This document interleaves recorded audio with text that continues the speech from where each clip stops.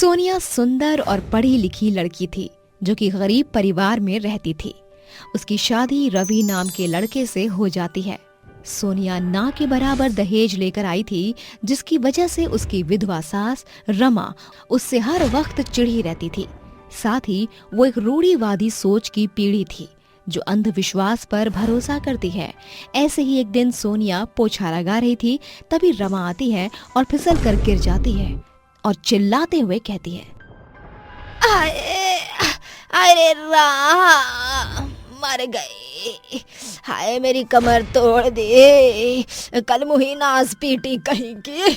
अरे मारना चाहती है ना मुझे, हाय, ताकि तू इस घर पर कब्जा कर ले मेरे मरने के बाद। नहीं माँ जी, आप कैसी बातें कर रही हैं? मैं ऐसा सोच भी नहीं सकती माँ। मैं पोछा ही तो लगा रही थी, तभी आप आ गई। अरे अब मुंह चलाती रहेगी या मुझे उठाएगी भी कल मुही? जी माँ, आइए आइए आइए। आए रे मेरी कमर, तोड़ डाला रे, अरे फोड़ डाला रे।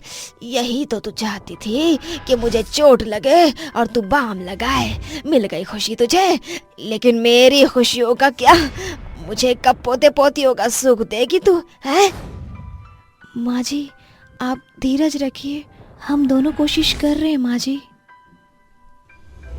कब से कोशिश चल रही है तुम्हारी? है इतना वक्त हो गया है? सोनिया चुप हो जाती है और रमा को कमरे में ले जाकर उसको बाम लगा देती है। कुछ देर बाद रमा से मिलने पड़ोसी विमला आती है और उससे कहती है, अरे विमला, कैसी लेटी पड़ी है? क्या हो गया? अरे क्या बताऊं, सवेरे सवेरे गिर पड़ी, इसीलिए लेटी हुई हूँ। तू बता कैसे आ गई? अच्छा है तू आ गई। अरे मुझे बता, 2 साल हो गए और अभी तक मेरी बहू के कुछ भी नहीं हुआ। तू ही कुछ बता दे। अच्छा, पहले क्यों नहीं बताई? खैर, मेरे गांव में एक औरत थी, उसे भी बच्चा नहीं हो रहा था, लेकिन जब उसकी शादी पेड़ से कराई गई ना, तो अगले महीने ही वो गर्भवती हो गई, और वो भी जुड़वा बच्चों की। अच्छा ठीक है, मैं भी ऐसा ही करती हूँ। अरे ओ सोनिया की बच्ची, कहाँ मर गई? देख राजू भौंक रहा है, उसे कुछ खाने को दे। जी माँ जी। सोनिया राजू उर्फ उनके घर के पालतू कुत्ते को खाना खिलाती है। अगले दिन ही रमा अपनी बहू की शादी पेड़ के साथ करा देती है, जिसमें उसका पति भी अपनी माँ को नहीं रोकता। कमरे में रोते हुए सोनिया खुद से कहती है, माँ जी ने मेरे साथ ऐसा क्यों किया? इतना अंधविश्वास। भला एक पेड़ से मैं प्रेग्नेंट कैसे हो सकती हूँ? लेकिन माँ जी को भी अपने टोटके आजमाने दो। आज तक ऐसा कभी हुआ नहीं। 1 महीना बीत जाता है। सोनिया अपनी सास को खाना देती है, तभी रमा उससे कहती है, ये खाना तू ही खा ले, मुझे तो बस खुशखबरी दे। चेक कराया तूने? कुछ हुआ तेरा या तुझे बांझ नाम से बुलाने लग जाऊं? है 2 साल हो गए, शर्म नहीं आती? अरे तुझे आएगी क्यों? लोग तो मुझसे कहते हैं ना कि रमा तू कब पोते पोती की खुशखबरी दे रही है। माँ जी, आप समझती क्यों नहीं? एक पेड़ से शादी कराने के बाद भला कोई कैसे प्रेग्नेंट हो सकता है? अगर ऐसे ही होता तो ये दवाइयाँ कभी कोई खाता ही नहीं। मुझसे जबान चला रही है?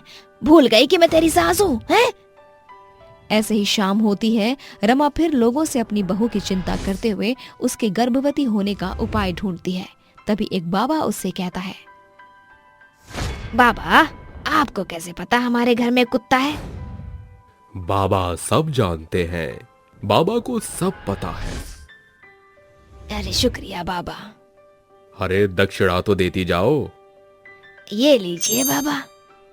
घर आकर रमा अपने बेटे रवि से पूजा का सामान मंगवाती है। उसका बेटा सामान लाकर देता है और कहता है, माँ, ये सब अचानक से पूजा का सामान और सिंदूर चुन्नी भी? भला ये कैसी पूजा है? तेरी बीवी की शादी कराऊंगी राजू से। माँ, आप ये कैसी बातें कर रही हैं? सोनिया की शादी, वो भी कुत्ते से, मेरा मतलब राजू से। माँ, आप किस किस की बातों में आ गई हैं? और ये सब बच्चा ना होने की वजह से कर रही हैं ना? फिर से? जब सब पता है तो क्यों पूछ रहा है? तुम दोनों से तो कुछ होता नहीं और अब उस बाज को कोई फर्क पड़ता नहीं। मुझे तो तेरे वंश के बारे में सोचना पड़ेगा ना। जा, बाबा आते ही होंगे, तू जाकर राजू को ले आ। माँ आप। जितना बोला है उतना कर, समझे? रमा आंखें दिखाकर रवि को कुत्ते को लाने के लिए भेज देती है। वहीं दूसरी तरफ रमा उसके पास जाती है और लाल जोड़ा देकर कहती है, बहू ये ले, इसे पहन ले, जल्दी आ। क्यों माँ जी, आप फिर कुछ करना चाहती हैं?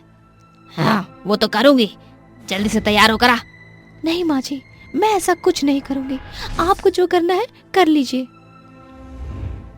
इतना बोलकर रमा उसे दुल्हन का जोड़ा पहनाकर तैयार कर देती है और हाथ पकड़कर मंडप में कुत्ते के बराबर बिठा देती है, जहां दो औरतें उसका हाथ पकड़ लेती हैं। तभी रोते हुए सोनिया कहती है, रवि आप तो ये सब नहीं मानते थे, फिर भी आप चुपचाप खड़े होकर तमाशा देख रहे हैं। आप माँ जी को क्यों नहीं रोक रहे हैं? इस परेशानी का हल ये कुत्ते से शादी करके नहीं बल्कि डॉक्टर को दिखाने से मिलेगा। रवि उसकी किसी बात का जवाब नहीं देता और अपनी माँ की बातें उसे भी सुननी पड़ती है, क्योंकि वो रमा के खिलाफ जा नहीं सकता था। कुछ ही देर में कुत्ते के साथ जबरदस्ती सोनिया की शादी करा दी जाती है। सोनिया डिप्रेशन में चली जाती है और कुछ दिन और बीतते हैं। सोनिया परेशान होकर डॉक्टर के पास चेकअप कराती है और कहती है, डॉक्टर बताइए ना कि मैं अभी तक माँ क्यों नहीं बन पाई, इतने साल हो गए। परेशान मत हो तुम, तुम्हारी रिपोर्ट्स बिल्कुल ठीक है। एक बार अपने पति के भी टेस्ट करवा लो, जिससे मैं इस हल तक पहुंचूं। सोनिया डॉक्टर की बात सुनती है और रवि को हॉस्पिटल जाकर टेस्ट कराने को कहती है।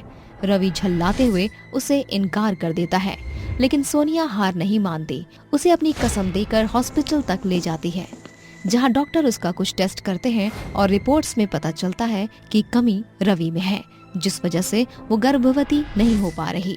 ये सुनकर रवि गुस्से से कहता है, ये क्या बकवास है? तुम जानबूझकर नीचा दिखाने के लिए कर रही हो, क्योंकि माँ से मैंने तुम्हें बचाया नहीं।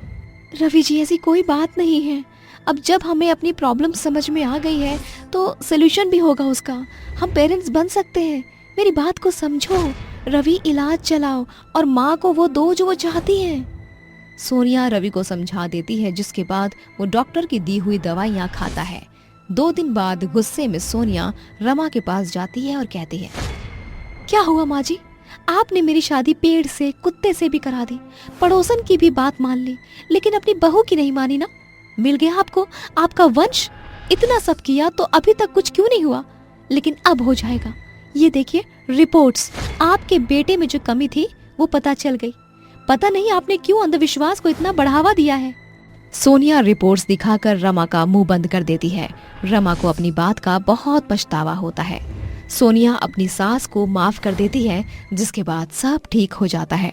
अगले साल सोनिया एक प्यारे से बेटे को जन्म देती है, जिसे पाकर उसकी सास बहुत खुश हो जाती है और उसके बाद से वो अंधविश्वास से भरोसा हटा लेती है और अपनी बहू के साथ खुशी खुशी रहने लगती है।